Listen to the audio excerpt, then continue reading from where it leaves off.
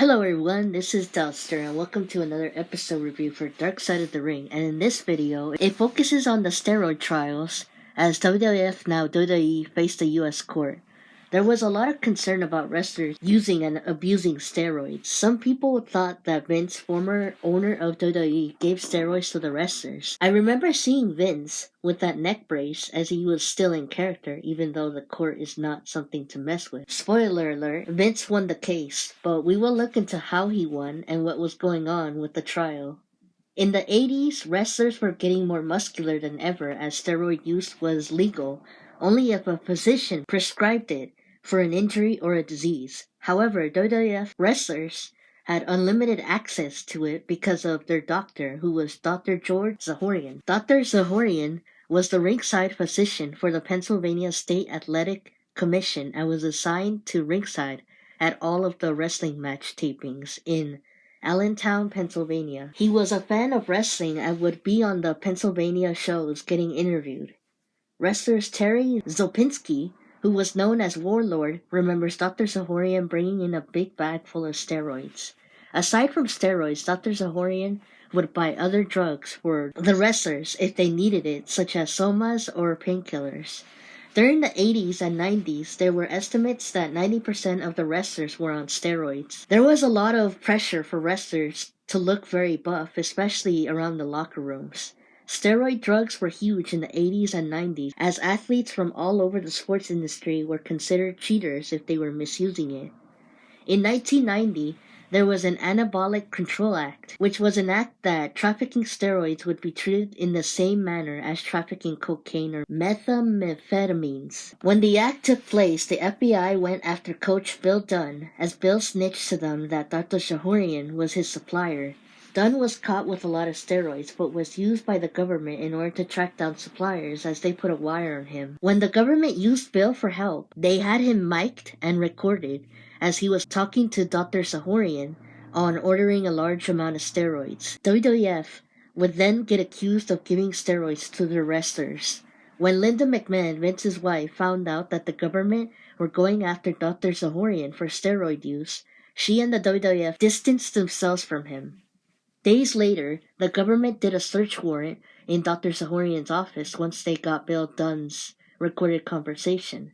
They got a picture of Dr. Zahorian that also featured Vince McMahon and Hulk Hogan, which they used as evidence. Wrestler B. Brian Blair said in the episode that he had the FBI agents visit him because they found out that he had 3 FedEx packages from Dr. Zahorian.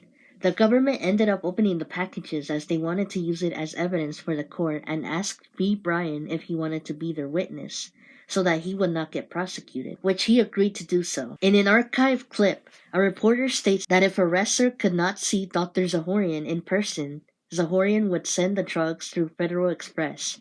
Records showed that there were many steroid orders going to Hulk Hogan. Longtime WWE lawyer Jerry McDevitt had to represent Hulk Hogan as there were lots of accusations that Hogan used steroids. For those who want to know more about Jerry McDevitt, he was a lawyer for Vince and WWE, as he served approximately 30 years with them. He also represented WWE during the Chris Benoit situation and Owen Hart's death. Jim Ross considers Jerry a really good lawyer and a fearless guy. Rowdy Roddy Piper and other wrestlers were at the Zahorian trial instead of Hulk. Jerry said in the episode that Hulk had a close drug-selling bond, Dr. Zahorian. The reason why Hulk did not show up to the trial was because Hulk had medical issues, and if they were interfered, the government would ruin Hulk's medical privacy rights. Hulk also did not testify because it would ruin his career, as Jerry presented this argument to the court. There was a 3-hour deliberation, and once it ended, the jury found Dr. Zahorian guilty of selling steroids to wrestlers who were not his patients. Journalists and writers were all over the WWF as they were heading to court. Wade, an editor for Pro Wrestling Torch, was there at the steroid trials. Phil Mushnick, who is a sports columnist, wrote about the drug scandals going on in the WWF back then, as well as Vince McMahon's allegations. This left WWF in a negative light as Vince had to make a statement at a press conference since he and Hulk had bought steroids from Dr. Zahorian. He said that WWF was going to be a drug-free place and that he would create a steroid policy around 1991. That same night, Hulk appeared on the Arsenio Hall show. While being asked what he and Hulk discussed on the Arsenio show, Jerry refused to say what they talked about as he said that it was privileged. In his appearance, Hulk stated that he had torn his muscles and took steroids on 3 different occasions. Hulk also stated that he took steroids 3 times in 1983 and that he was not a steroid abuser. However, Hulk has a habit of being a liar. If you know, you know. Dave Meltzer said in the episode that Hulk was lying at the Arsenio Hall show and that Vince had told Dave that this was not what he told Hogan to say, as Vince had told Hogan to tell the truth. When you look back at the show, Hulk told the audience that you should train, say your prayers, take your vitamins, and believe in yourself, just like he does, so that they can have everything they want out of life. It was said that Hulk was not ashamed of what he had said at the Arsenio Hall show. Days later, Vince also made a TV appearance on the Phil Donahue show due to the scandalous allegations such as the steroid use and the Ring Boy scandal that happened around the 80s. John Arezzi, host of Pro Wrestling Spotlight, thought that Vince did not like him because of what John had said on the Donahue show, where he caught Vince in a lie about Hogan, lying on the Arsenio Hall show. In a clip from the Donahue show, that you can watch on YouTube for free, by the way, Vince had a look as if he was saying, "Oh, it wasn't me," as Dave told Vince in the show that he had told Dave that Hulk was really lying. If you look at the video, Vince looked like he got caught in a lie and tried to shrug it off, but you can tell that he felt very uncomfortable being at the Donahue show. The following day, after John had left the Donahue show, he had received a knock on his apartment door in Long Island, but was not there as his mother was. He was told by his mom that she opened the door and saw 2 men asking if John was there, but she said no, as the men then told his mom that her son lives in a dangerous neighborhood. When John talked about what his mother had went through, he said that he got really scared. Jerry responds by saying in this episode that it was not true, as some accusers or people have vivid imaginations and that these people try to give themselves an importance that they don't have. When Phil Mushnick started writing stories on the WWF, Vince said in an archive clip that Phil was coming after him and the company, as Phil called Vince Hannibal Lecter in this episode. He wrote an article stating that the FBI should do another investigation on WWF, and they eventually did. For 18 months, Vince and his crew were followed. Phil said in the episode that Vince had thought that he was an FBI informant, which I don't think he was. He also said that Vince had a group called Fairfax Partners who followed him since these guys were former FBI agents. Phil said that he ran into one of those guys and was told by one of them that it was their job to spy on him as they had lunch or dinner together. Jerry said in the episode that he thinks the reason why Hulk did not show up to the Vince's trial was because Hogan had a lawsuit going on with WWF. Vince eventually did not want Hulk around WWF anymore due to the trial, so he focused on the smaller wrestlers instead. In November of 1993, Vince and Dr. Zahorian were indicted for conspiring to distribute steroids to wrestlers in order to enhance their size and muscle development. Jerry said that the people were cheering for Vince at a restaurant once he got indicted. John said that on the day of the trial, it was like a circus as fans, newsletters, and writers came to see it. Stephanie and Shane McMahon, Vince's kids, were also there and looked very scared as they were very young at the time. The people laughed as Vince showed up to the court with a neck brace so that he could keep staying in his character from WWF, because WWF likes to keep everything as real as they could. Defending Vince, Jerry denied that it was not true, as Vince just had neck surgery around that time that he was going to court. Sean O'Shea, assistant U.S. attorney, led the prosecution team. WWF employees who had testified for the trial were Ultimate Warrior and Hulk Hogan. The McMahons then brought in reinforcements such as Laura Brevetti, who was a prosecutor back then. Jerry said that he would represent WWE while Laura was representing Vince. Terry said in the episode that he was brought to trial in order to tell the truth and that Vince had never come to him about Terry taking steroids. Terry was then asked why he never bought steroids from Dr. Zahorian, and he responded by saying that the doctor's prices were too high. He then said that the trial felt like a witch hunt, as the court seemed to want to prosecute Vince on something. Jerry remembers witnesses coming to the trial and explaining that they bought steroids before they joined the WWF, and that they have never bought from Dr. Zahorian. Other wrestlers said that they had taken steroids before they came to the WWF, but that the rules changed in 1990. Then Kevin Wachols, who was known as Nails in WWF, came to the trial and said in his testimony that Vince had told him to take steroids. The court showed a picture of Nails in an orange shirt as his chest was hiding his muscles, making it difficult for the court to identify if Nails was on steroids. One of the people of the court asked Nails if he hated Vince, and he said yes. Dr. Zahorian was brought out of his cell in order to testify for Vince's trial. In his examination, Dr. Zahorian mentioned letters that he had written, so the judge told him to turn in those letters, as the letters were written on May 19, 1993. In the letter, Dr. Zahorian said that he was in solitary confinement for 44 days, chained almost all of his body, and also said that he went to different jails. In the stand, Dr. Zahorian stated that he was asked by Vince in a meeting if Dr. Zahorian was selling drugs to his wrestlers, and the doctor said yes, but was never told by Vince to stop. Dr. Zahorian denied malicious intent and influence for selling his drugs. Laura Bravetti's husband, Marty Bergman, was asking questions to the journalists when the trial was going on. When Hulk took the stand, he was not in the WWF anymore, as he was in WCW, WWF's biggest competition back then. Hulk could have been the witness that would have gotten Vince prosecuted. In an audio interview from 2002, Hulk had said that Vince would have never had his wrestlers take steroids. Back to the trial, Hulk had said in his testimony that he and Vince would give each other steroids. Vince, however, did not testify for himself.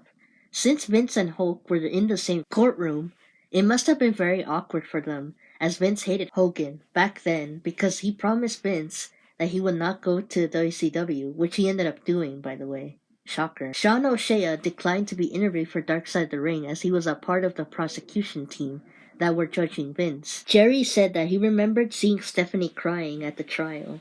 He gets a little emotional remembering that day, as he said that Stephanie was very scared, but told her that he was going to get her father out of the situation, as he had no thought of losing the trial. Vince ended up pleading not guilty, and the McMahon family were very happy as they celebrated with Jerry after the trial. If he pleaded guilty, Vince would have faced 8 years in prison and would pay $500,000 in fines. In the beginning of the episode, we see Jerry's office as he has a picture of him and Vince at Jerry's wedding, making it clear that they have a close friendship, working relationship of some sort. At the end of the episode, Jerry said that his bond with Vince was unbreakable. Dave Meltzer says at the very end that the wrestlers were 100% on steroids back then. In the end, there was no truth to Vince conspiring to give his wrestlers steroids. Interviewers for this episode are Dave Meltzer, Jim Ross, Jerry McDevitt, ESQ partner, K&L Gates, and Vince McMahon's former attorney.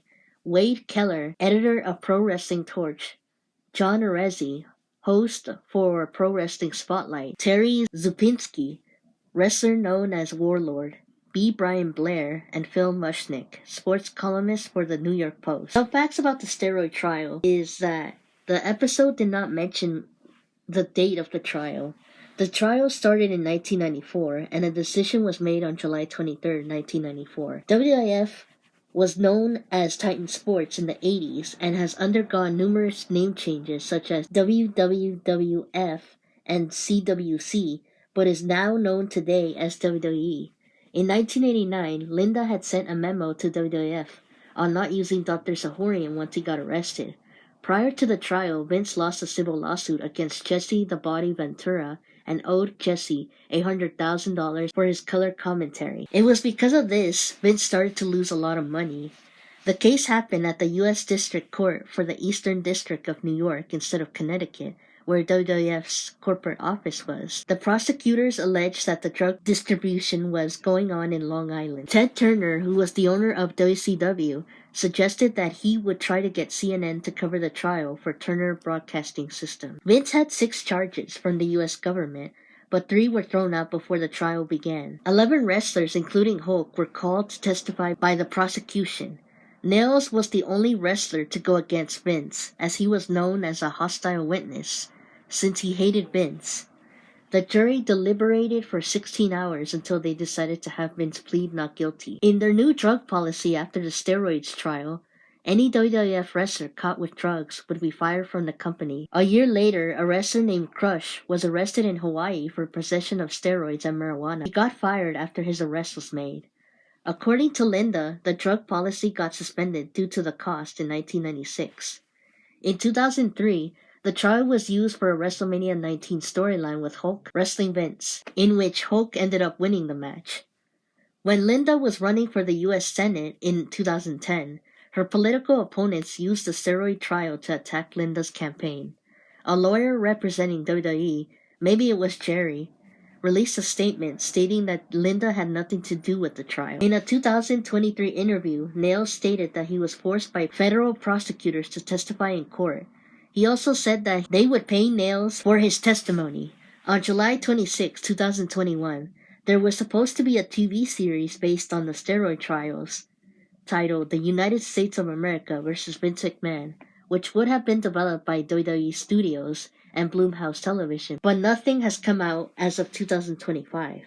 As of today, Dr. Zahorian is still practicing medicine in Pennsylvania, even though he was in prison for 3 years. Jerry no longer represents WWE and has retired in 2023.